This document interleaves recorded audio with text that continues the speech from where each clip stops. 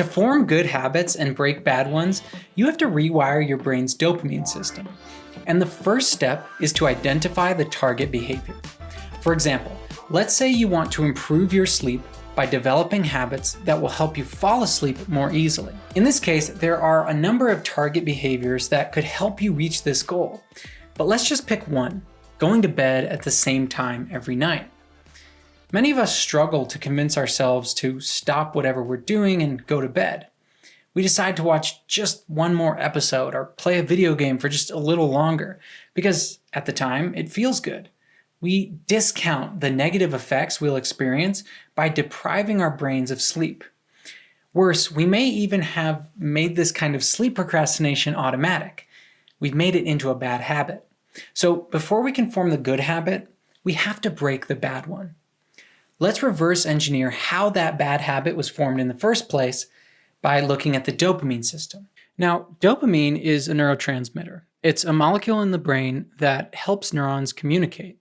And the dopamine system refers to the pathways in the brain that dopamine interacts with. It plays a crucial role in a number of functions, including motivation, reward, reinforcement learning, movement, and mood regulation. Now, this system is key to this process because when dopamine is released in a part of the brain called the striatum, it makes us more likely to engage in whatever behavior caused that release of dopamine. Dopamine strengthens connections between neurons involved in the behavior that caused the surge of dopamine. That means that these neurons are more likely to activate in the future, which means that you are more likely to carry out that behavior in the future. Now, what causes dopamine release?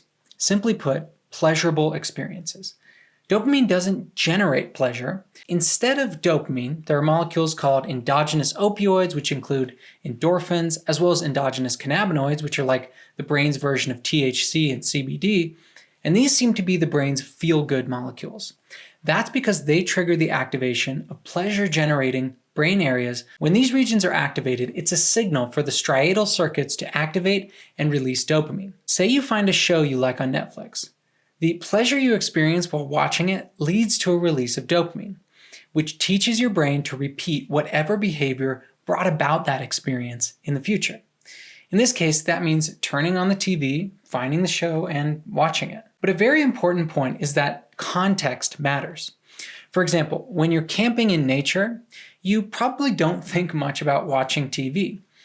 That's because the context in which you watch TV is dramatically different from the context of a campsite. The objects and situations that trigger your habit of TV watching just aren't present.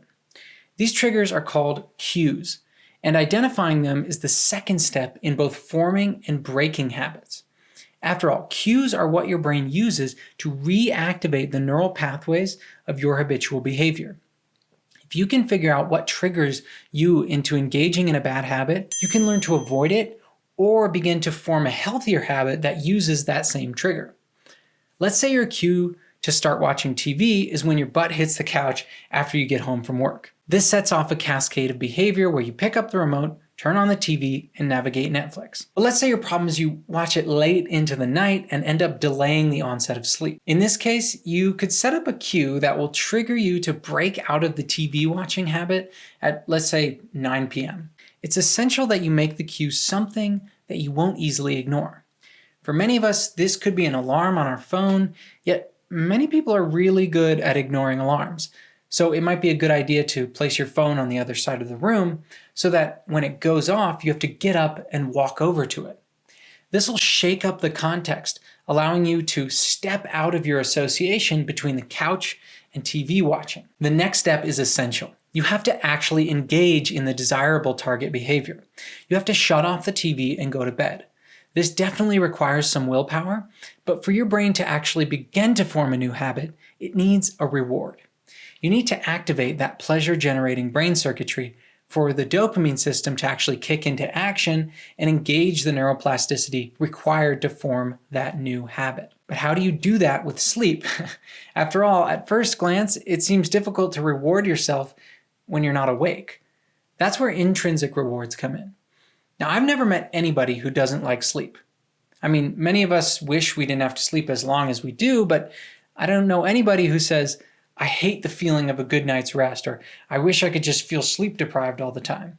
Sleep is a reward in itself, something we do for its own sake. It's an intrinsic reward. Additionally, it can help to consciously bring to mind all the benefits of sleep. Sleep promotes positive emotions and motivation. It enhances our focused attention and memory, reduces the level of stress hormones, it rebalances levels of neurotransmitters in our brain, and it also helps to clear metabolic waste from the brain. It supports the immune system, and it even aids in muscle growth and wound healing. Lack of quality sleep, on the other hand, has a detrimental effect on all of these factors. So it may also be helpful to mentally contrast the costs of staying up to watch TV with the irreplaceable benefits of sleep. Another way to positively reinforce this habit would be to reflect on how much better you feel the next day after a solid night of sleep, and to thank yourself for contributing to a healthier lifestyle. Now, consciously reprogramming your habits is a powerful way to change your behavior. But the truth is, this kind of neuroplastic change takes time and effort. Your old habits are deeply ingrained, sculpted into the tissue of your brain through patterns of neural connections that have just gotten stronger and stronger over the years. So don't fool yourself into thinking that lasting change will happen overnight, or that breaking old patterns will be easy. You can absolutely do it, but you need to prepare yourself for the challenge ahead. Stress makes the brain more likely to fall back onto old patterns of coping. So developing contingency plans for when you're stressed or going through an emotionally difficult time will help you stay on track. For example, instead of watching too much TV just to numb the stress, you can use relaxation techniques which will make you feel better and also get your brain ready for sleep. Now, it needs to be said that some habits will be much harder to change than others. If you're trying to quit smoking, for example, it's important to think about all aspects of the change process and all the ways you can keep yourself moving in the right direction. Getting support from friends and family who want you to succeed can be quite powerful. Taking control of your environment by, say, getting rid of the cigarettes will make it easier to resist the temptation when it arises. Especially with these most powerful of habits, it's essential to not rely on willpower or motivation alone. Willpower is important, but it's just one tool, and being overly reliant on any one of these tools is very likely to fail in the long run. Oftentimes, our strongest and most damaging habits have become part of our identity.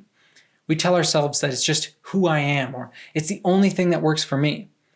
These beliefs become part of how we understand ourselves. So changing old habits becomes a matter of addressing these limiting beliefs and rewriting the story. Instead of just saying, "This is just who I am," we can ask, "What kind of person do I want to be?" We can replace the thought that says, "This is the only way I can relieve stress," with, "I'm capable of using healthy and equally effective stress reduction techniques." Breaking bad habits and replacing them with good habits is not always a linear process. It's usually not a smooth upward trajectory, but more like a jagged line trending upward. In other words, relapses happen. You might fall back into your old habit, but the key is to keep moving forward. You owe it to yourself to get back up and try again. The truth is that every time you summon the energy to get back up, you're going to be stronger and wiser on your next attempt at change. You'll see further into the future and be able to improve faster. You'll be able to reprogram your dopamine system more effectively to counter temptations more precisely and to embody your best future self with greater clarity and ease. Still, with any strong habit, it will help to have strategies specifically designed to break it. For example, one common habit is procrastination. It is so easy to fall into the pattern of putting off important tasks, often because the task itself causes us stress. We fear failure, or we just don't want to do it right now. Yet we know this is not in our best interest. By implementing the techniques in this video, you can begin to lessen the allure of procrastination. But if you really want to know how to beat it for good, you need concrete strategies specific to procrastination. And you can learn about 6 of the most powerful strategies in this video right here.